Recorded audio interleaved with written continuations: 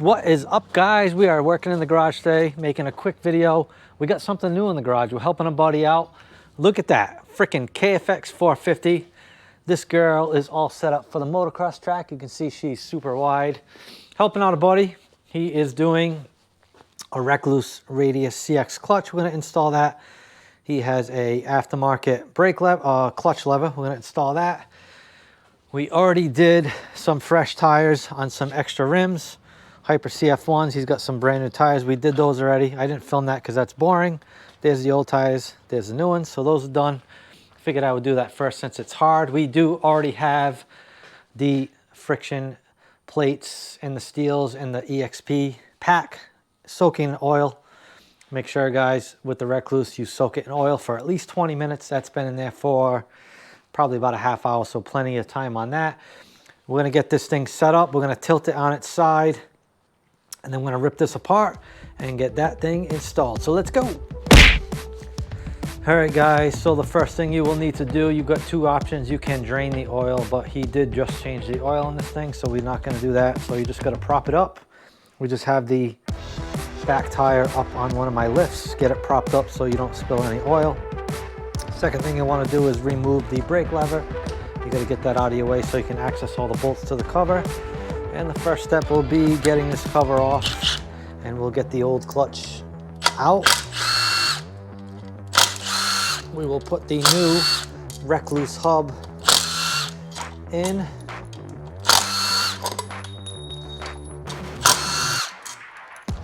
Ooh, that's a tight one to get. I need an extension.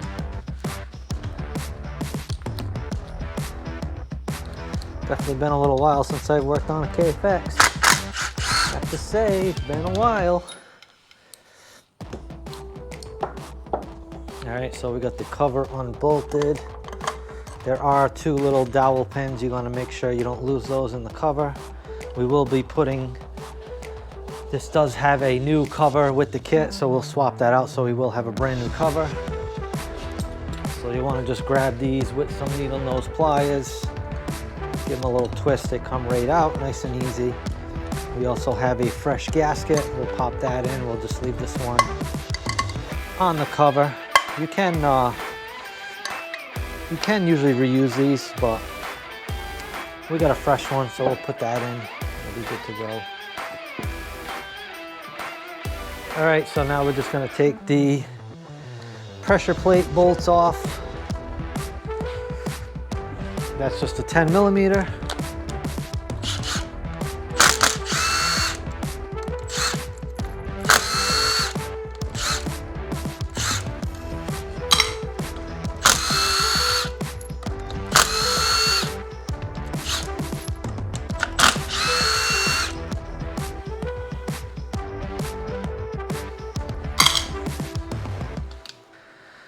Actually, we're going to try to take this off separately, and we should be able to undo the hub nut and remove the whole clutch pack in one shot, which will be nice. Keep it all together. So we got this hub nut we need to take out.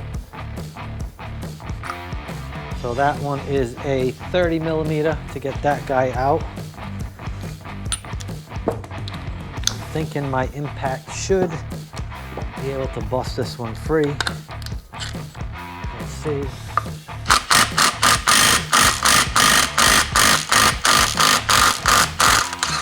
Yep, so that was nice. I need something to kind of grab, so we'll throw two screws back in. See if we can't pop this out. Oh, there we go. All right, so there is the old stock basket. Well, the stock inner hub, and then all the frictions and steels. So he can definitely reuse this if he needs to, not a big deal.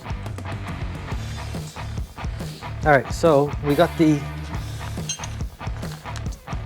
new hub. You guys can see the Rekluse hub, so that's right there. We can pop that in, line it up, slide it in. Come on.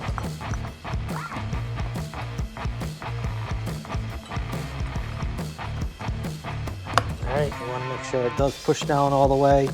So like I was saying, Rekluse does give you this big locking washer. So that is going to go in. It's got 2 little grooves. Now I like to lift up one end first so it's easy to grab. So that's just going to go in there like that. And then you will reuse the stock nut. All right, so we will not be reusing the OEM washer. That goes away. It gets replaced by that locking washer. All right, so we got the nut. So this nut will be torqued to 72 foot-pounds. You can kind of use the foot peg as leverage. It should go right up against here. Get it just right. Like that, so that'll give me some leverage. And then we can get this guy torqued down.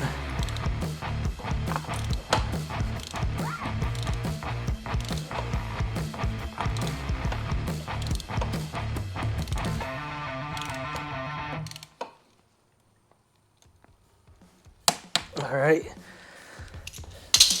now we're just gonna bend over that tab that I started, which is this one up top.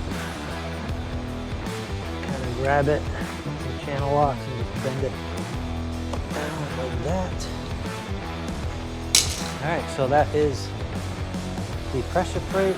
It moves nice and freely.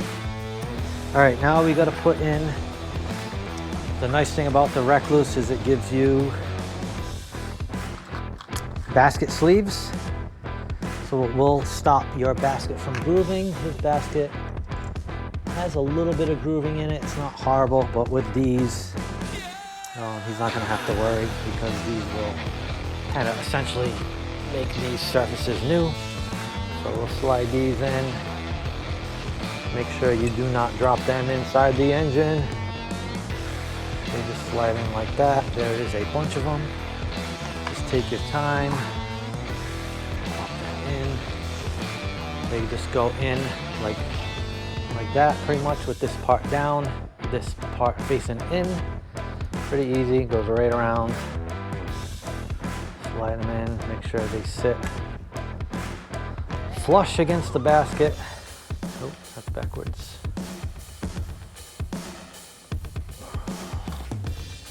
So now we can go ahead and start installing our frictions and our steels. All right, so you can see I drained all my friction plates. So we will just get a rag, because this will be a little messy. Stuff will be dripping, so I'm just gonna put a rag over here to catch the oil, just so I don't make a mess. So basically we will be starting with a steel. We start with a steel, just line up the grooves with the hub, slide that in, and then for this particular Rekluse, the EXP pack goes in first. So one steel followed by the EXP pack, followed by another steel, and then you'll start with your frictions. You will alternate friction steel until you finish the pack. The nice thing about this setup is it uses the torque drive plates. So you do get one extra plate versus the old Rekluse. With the old Rekluse, you would lose a plate. So with this setup, it gives you one more, which is nice. So just more surface area in general. Get these guys all in here. Start with a steel, end with a steel. So just make sure you pay attention to that.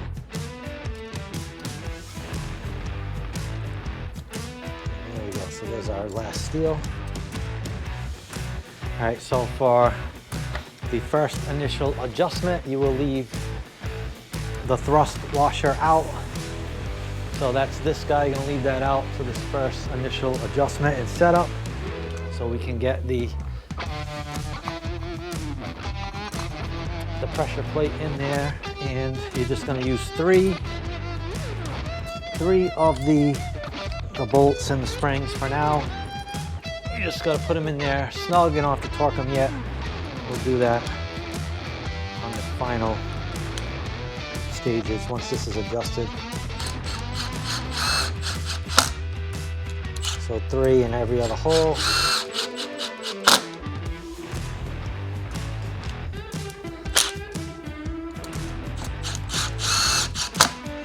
All right, so those are in. Now we're ready to adjust this bad boy.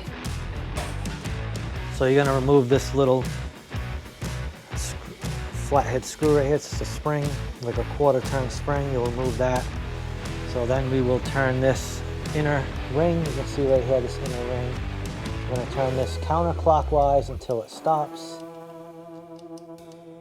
Which so far, that's the same as the Yamaha.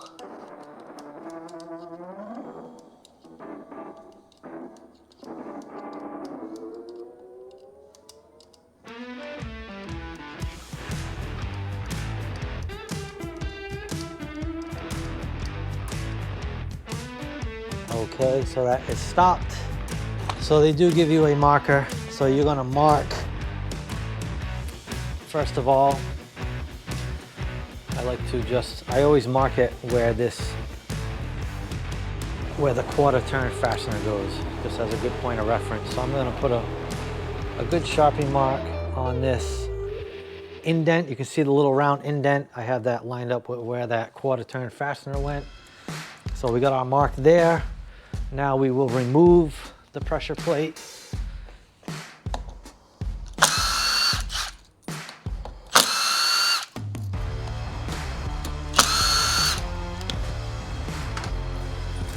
All right, we can take the pressure plate off. I like to hold the plates because they will, like you can see, a steel came along with it, so pop that back on. We are going to turn this inner ring 1 full turn clockwise. So we're going to go right around, keeping an eye on our mark.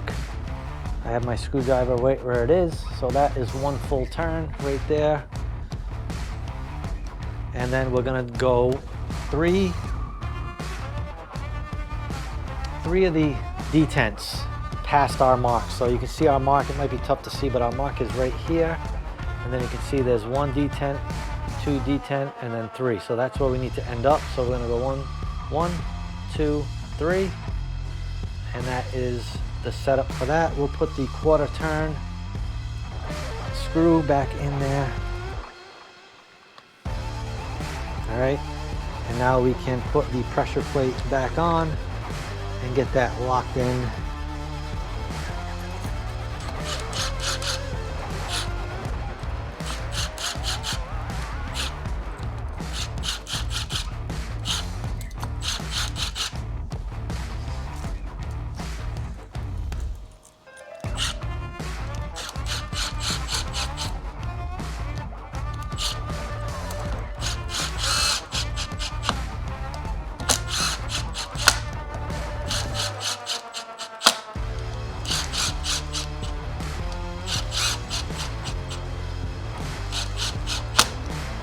Just check my notes. Yep, 78 inch-pounds for these bolts. That is the Owen setting. So we will adjust this guy.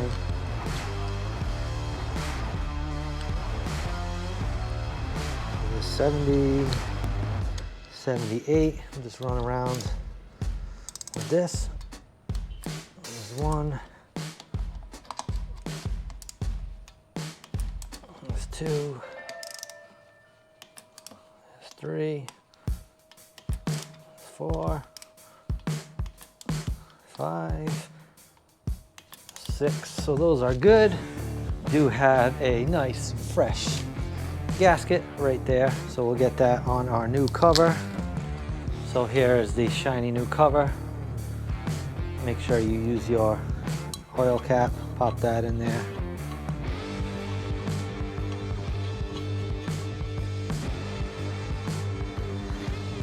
You have your 2 little pins that need to go in the cover, like so. And then we can put our gasket. Put our gasket on. I think that's the way. Yep, just like that. So then we can turn it around and slap this bad boy on here.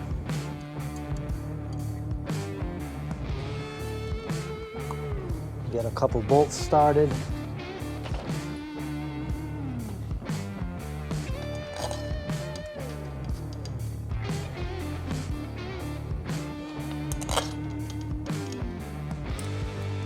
So I'm gonna leave the rear brake pedal off for now, just in case I have to go back in here and make another adjustment. I think we'll be okay, but just in case, we'll leave that off.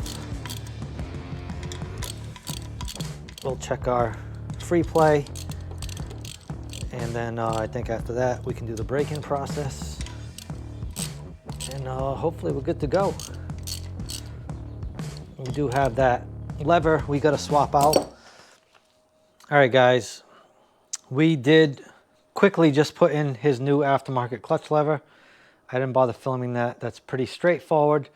The only thing I can say to you guys, when you do an aftermarket lever, this one did come with the little barrel extension that goes right on the end of this adjuster before you put the cable in. All right, the ASV is the same. I know a lot of guys see that and don't use it, and then they have no clutch pull. So make sure you put that in.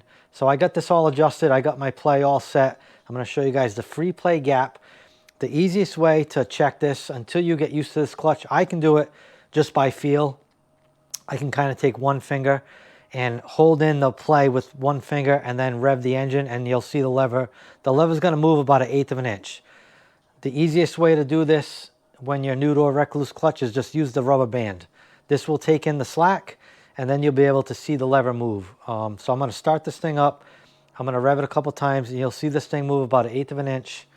So here we go. It is loud, so just bear with me.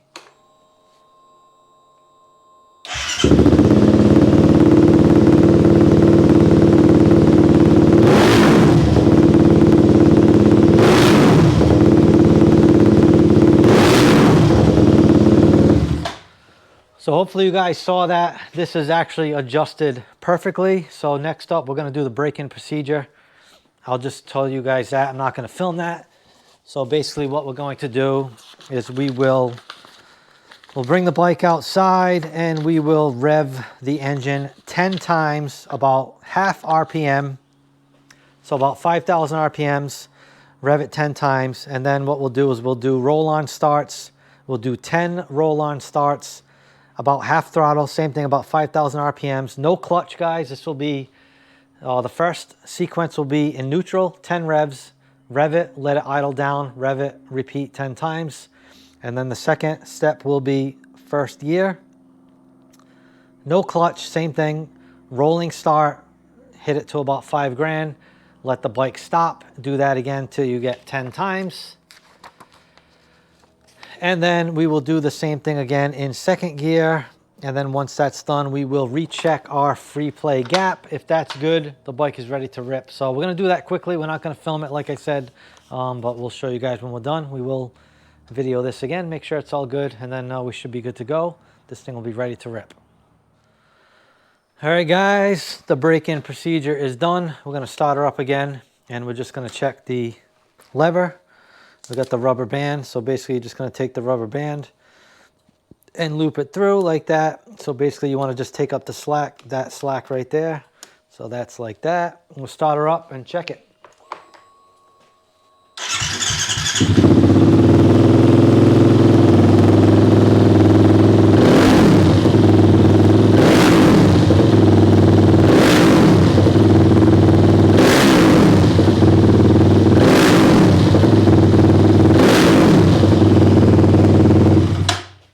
She looks good. It feels good. I didn't get on it too hard. I just did the break-in, but we will show you one other thing. Let me back the camera up. So it is normal, guys, to have a little bit of creep when it's idling. If you have too much, you got to readjust it. This one is like perfect. So that's in gear. That's in gear right now.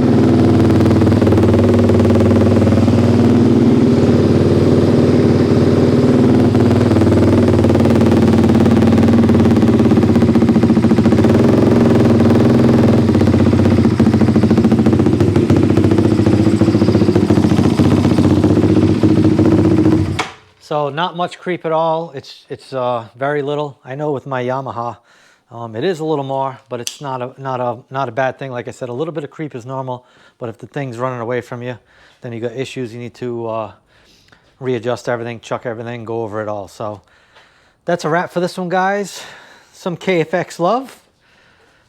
Good looking quad, definitely good looking quad. We might see this at the track soon. This guy likes to go to MX101. I'm not sure if he's racing or not this year. He might be. So we might see it there, but we'll see it for some practice days, I'm sure. Not a bad looking quad. You can see how freaking wide it is. She is wide, that's for sure. So as always, guys, thank you for watching. Make sure you give me a thumbs up on this video. That helps me a ton. Drop me a comment. Let me know what you think about the KFX, all right? Maybe we'll see some more KFXs in here soon. Make sure you subscribe, guys. Make sure you subscribe. We're like hovering close to 21K, which is cool. Things have slowed down a little bit, but it is what it is. Not a big deal. Once we kind of get through, you know, this last bit of crappy weather, once we get warm weather, we'll be riding a lot more, hopefully doing a lot more with YouTube, quads, all the same crap. I will give you guys a little sneak peek of a current project. You can see we have a brand new OEM frame, already powder coated. Same with the subframe.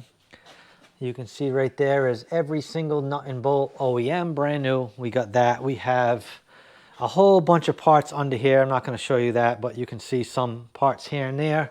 And then in these boxes right here, we have our swing arm powder coated.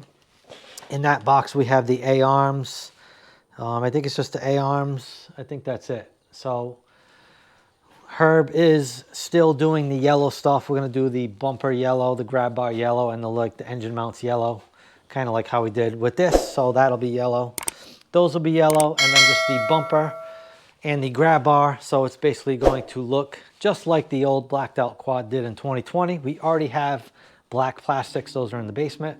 We still have a good amount of stuff to buy. So this will be kind of a slow project, but we have almost a complete rolling chassis. Obviously it's not rolling yet. We're going to get it to that point soon, but this will be in a future video coming soon.